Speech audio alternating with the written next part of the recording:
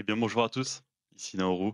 On se retrouve aujourd'hui pour la vidéo sur les structures. Je vais vous présenter 4 cas différents de structures. Les 4 sont devant moi. Et après, on va aller sur le marché, on va les tester.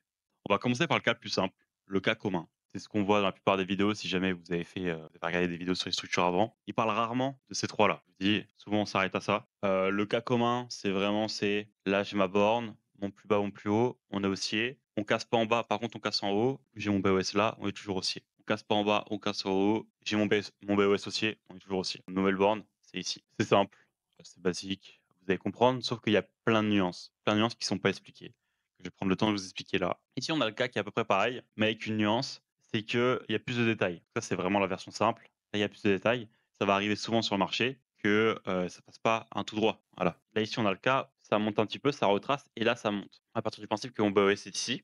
Là, on n'a pas l'antécédent, mais on va partir du principe que ça, c'était plus bas. Ok, mon BOS est ici. Donc, ma nouvelle borne.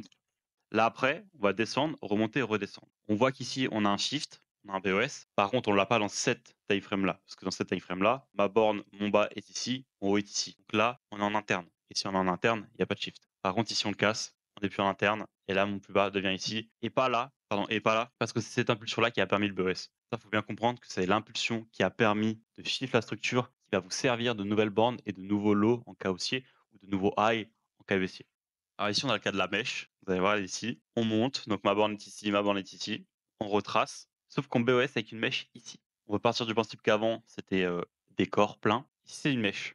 Là, la question, c'est est-ce que, comme c'est une mèche, on va le compter comme un BOS ou comme ça n'est pas un corps, on va pas le compter comme un BOS. Moi, ma vision de ça, c'est que en haute time frame, vous pouvez compter ça comme comme un BOS core. Donc les deux mêmes cas, ces deux cas-là, sans problème, parce que par exemple en daily, ça va peut-être être une mèche, mais par contre vous descendez en 4 heures, c'est un core. Vous descendez en 1 heure, c'est un core. Sauf dans le cas de certaines news, des fois on peut avoir des flash news ou même des news NFP, IPC, Nico l'inflation et tout, qui vont créer, parce que les résultats sont pas ceux attendus, qui vont créer une grande mèche qui peut se faire ravaler directement après. Et là, dans ce cas-là, si vous êtes en daily, vous avez une mèche. En 4 heures, vous allez peut-être aussi avoir une mèche. En 1 heure, peut-être aussi une mèche. En 15 minutes, aussi une mèche. Et là, à partir de là, c'est plus compliqué parce qu'on peut pas, moi, ça, je ne l'interprète pas comme un BOS. Parce que c'est vraiment dû à une news et c'est pas tant, c'est une réaction impulsive du marché. Vous voyez. Par contre, dans la plupart des cas, c'est pas une news. Dans la plupart des cas, c'est juste qu'en daily, vous avez une mèche, mais qu'en f vous ne l'avez pas. Donc ça, je peux le compter en haute time frame, ça va être compté comme un BOS. Moi, je vais personnellement compter comme un BOS. Par contre, si vous commencez à trader du 5 minutes, par exemple, et que vous voyez une mèche et que vous descendez à M1 et que c'est aussi une mèche, là, c'est plus compliqué parce qu'en plus, c'est des petits time frames. Donc, plus de chances de se faire piéger. Là, faut vraiment faire attention. Faut vraiment que le setup, si c'est un BOS qui vous permet de rentrer sur un setup et qui vous confirme un changement de structure, faut que toutes vos autres confirmations soient là parce que ça peut être un piège. Voilà, mais du coup, dans ce cas-là, soit vous comptez un BOS et donc du coup, on repasse haussier. Là, on reshift. Du coup, après, ici, on reshift et tac, on est haussier. Soit à ce moment-là, on n'a pas shift et du coup, c'est qu'à ce moment-là où on passe au ciel. Et là, le câlin strong, alors ça, c'est un truc que j'ai vu nulle part, hein, que j'ai appris avec le temps. On a nos bornes ici, là, on fait un plus bas, un plus haut. Donc, mon low est ici, mon high est ici. On va chercher mon plus bas, on fait un chiffre de structure ici, on passe baissier, et après, on va chercher mon plus haut ici, on repasse aussi. Qu'est-ce qui s'est passé? Il s'est passé une prise de liquide.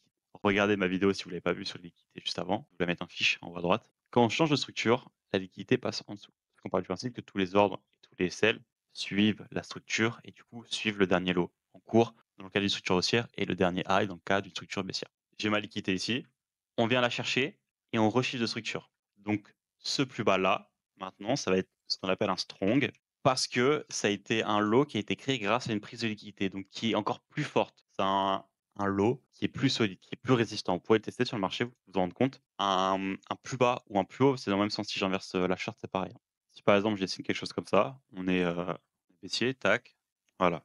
À ce moment-là, on est baissier, on confirme, la liquidité est ici, on la prend, on baisse en bas, on repart à la baisse. On était déjà baissier et là, on repart à la baisse. On a fait un petit shift haussier à ce moment-là. On fait semblant de repartir haussier, c'est juste pour prendre liquidité et on repart à la baisse. C'est exactement le miroir de ce que j'ai dessiné là. Donc voilà, ça c'est très important à comprendre parce que ça va vous servir dans vos analyses, surtout quand vous êtes en haut time frame pour avoir des billets. Par exemple, en 4 heures, vous voyez un strong, ça peut vous servir à confirmer votre billet, à vous dire que OK, j'ai un strong ici, j'ai peut-être une FVG, un BPR, que sais-je, hein, si vous tradez des order blocks, oui, n'importe quoi, j'ai quelque chose ici, j'ai un point, une zone qui m'intéresse ici pour rentrer, j'ai un strong plus bas, ça vous confirme que vous pouvez tenter. Vous pouvez le tenter parce que ce qui est en bas est solide. Ça valide encore plus la FVG que vous avez ici. Sur retrace, vous pouvez tenter quelque chose avec vos confirmations, votre stratégie, etc. Voilà. Enfin, tout ce que je vous apprends ici, c'est pas une science infuse. Vous pouvez, l'appliquer parce que déjà, là, il y a les 2 cas là, le cas d'un corps et le cas d'une mèche. Je vous expliquer comment j'interprétais. Vous pouvez faire le choix de n'interpréter que les mèches ou que les corps. Voilà. Mais le strong, prenez-le en compte dans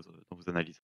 On va se retrouver sur USD-CAD où je vous montre rapidement l'analyse de la structure. J'ai tracé mes 2 premiers points. On va commencer d'ici. Donc là, on voit qu'on est haussier. Ici, pète la borne, on devient baissier avec un high ici. On va descendre. Là, faudrait que je zoome. Ouais, regardez, ici, on reste. On crée pas de plus haut à ce moment-là. Par contre, ici, oui, qui va nous permettre de recréer une impulsion. Donc là, on est baissier toujours, hein. Sauf que c'est ici qui chiffre ma structure. Alors qu'avant, on l'a pas. On a une mèche là, on pourrait croire, qui nous permet, mais il nous faut un plus haut qui nous permet de dire, OK, l'impulsion débarque d'ici. Parce que là, pour moi, l'impulsion est toujours ici. Pas plus haut, pas plus haut, pas plus haut. Ici, on a un petit plus haut, shift. Mon high devient ici. Ah, pareil, hein. J'aurais eu cette mèche là plus haute. J'aurais pu mettre, mais non, on descend là. Donc maintenant, il faudra casser ce high là ou ce bas là pour changer de structure. On voit que c'est en bas, que ça se fait, OK. Avec ici comme nouveau plus haut, parce que c'est cette mèche, c'est cette impulsion là, c'est tout ce mouvement là qui emmène à casser le plus haut. Faut comprendre ça. Je vous parle de mèche ou de plus haut, c'est toute cette impulsion là. Donc là maintenant mon high. Ici, on est toujours baissier, on casse à la hausse, mon plus bas devient ici. Je viens monter, on monte, on monte, on monte. On voit une petite mèche ici, impulsion ici maintenant, le bas nouveau est ici. Est-ce que non, il n'a pas été pris à ce moment-là? On va le voir être ici. Et là, on voit, ça a l'air de kiff kiff. Ah non, à un tic près, un pips près même. Tac, il va être ici, à ce moment-là. Sur le marché, ça peut être délicat, les petites mèches et tout, les petites impulsions, mais ça rentre vite. À ce moment-là, on est là, donc non, on casse là, le bas devient ici, avec un peu là. Alors là, faudrait voir en petit time frame, mais je vais pas pouvoir descendre parce que c'est trop loin, je pense. Mais là, la longue mèche, peut-être qu'en petit time frame, ça ne compte pas. Mais bon, ici, dans ce cas-là, on va le compter. Cette impulsion-là qui permet de casser là, voilà. Et puis après, je peux faire ça pendant longtemps, vous allez comprendre. Voilà, c'est très simple à comprendre, c'est très simple à comprendre, mais il faut que vous le maîtrisez parce que sans ça, vous aurez du mal à comprendre les liquidités. Donc merci d'avoir écouté cette vidéo. Pensez à regarder celle sur les liquidités si vous ne l'avez pas vue, parce que les 2 sont liés. Les 2 sont liés. Comprendre les structures pour comprendre les liquidités, pas comprendre les liquidités sans les structures. Voilà. Donc je vous mets les 2 vidéos devant, n'hésitez pas à les regarder. Si vous voulez plus d'exemples, je fais une vidéo de 15 minutes sur l'analyse de liquidités sur le marché, sur Euro USD. Vous aurez juste à aller le voir. Essayez de voir les subtilités. Voilà. On se dit à bientôt. Une nouvelle vidéo la semaine prochaine. Au revoir.